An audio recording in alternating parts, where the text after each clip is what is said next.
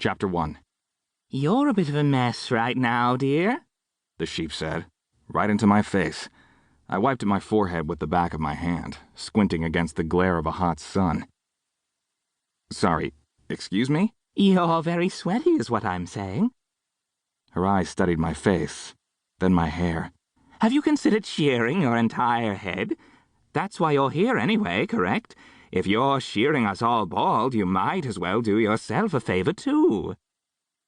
When Beatrice Rex told me that the House of Needles had a job for us, I took it as an opportunity to pick up a new skill, sheep shearing, and why not?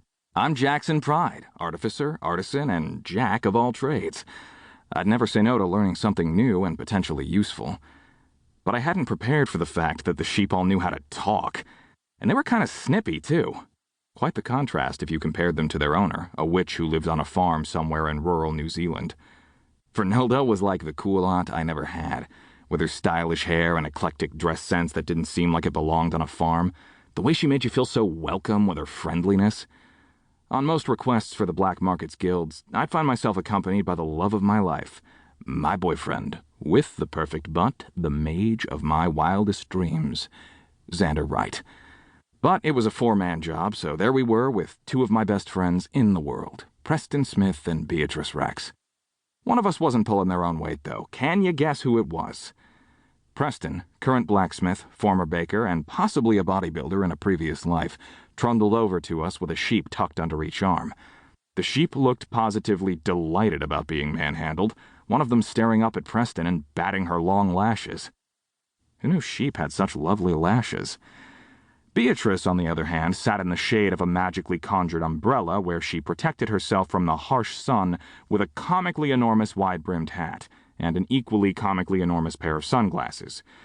Both Beatrice Rex originals, of course, designed and crafted within her own atelier. Her cheeks dimpled as she sucked on a fruity, delicious cocktail, legs crossed, hair and makeup perfectly in place. She lowered her sunglasses, making eye contact with me specifically. "Make sure you get them right down to the skin. They love that. Plus, it means I can bring home more raw materials for the House of Needles to work with. Chop, chop." "Eat my ass, Beatrice," I snarled back. The Guild of Tailors and Designers paid good money for rare resources, but this simply wasn't fair. Why don't you come here and help us? Why are you the only one who isn't working? Beatrice shoved the sunglasses back up her nose, scowling. "I am doing the hardest work out of all of us. Negotiating. Our hostess here drives a hard bargain. She's a shrewd, savvy businesswoman who deserves my total attention and respect." "Quite right," said the older woman sitting next to her, her hair teased and piled into an intricate gray tulip, her eyes hidden behind her own ridiculously gigantic sunglasses. Vernelda wore a pink jacket and skirt combo that reminded me of something classic and timeless, and totally unsuitable for farm work.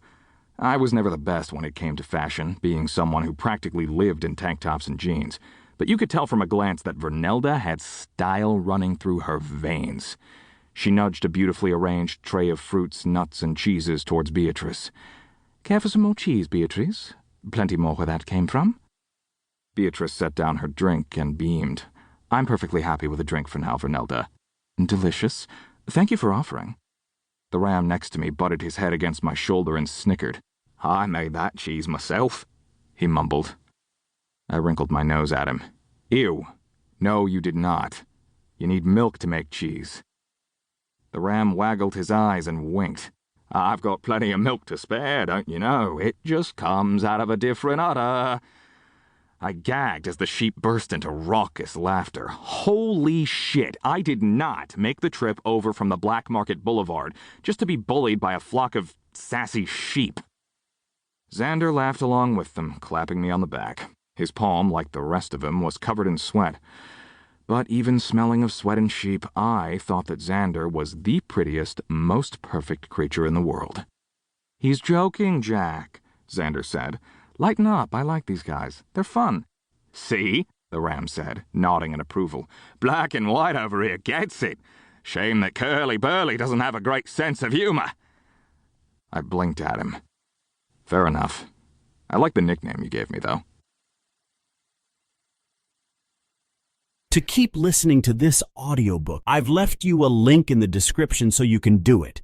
at no cost thanks to Audible's 30-day free trial.